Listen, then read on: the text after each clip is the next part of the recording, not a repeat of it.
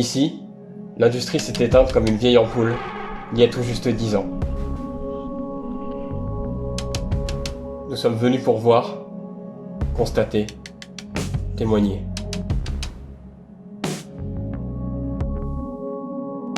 Ce lieu était ce qui se faisait de plus moderne il y a quelques années. Vivant, dynamique, novateur.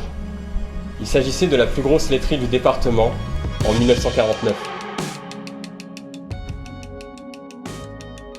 Tout commença à la fin du 19e siècle.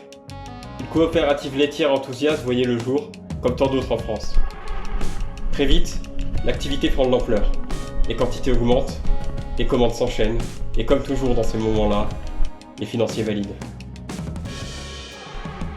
La laiterie suit sa bonne étoile, le progrès.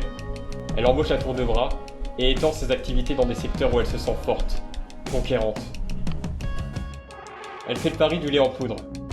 Rêve compact d'une industrie efficace. Vendre toujours plus et à de plus en plus de monde lui a toujours souri jusque-là.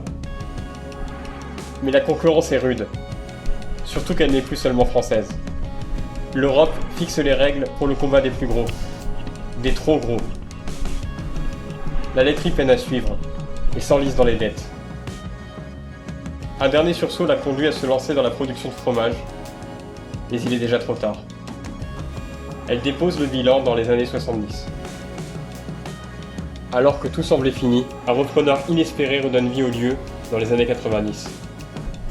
On y prépare dorénavant des plats cuisinés que l'on livre dans la région.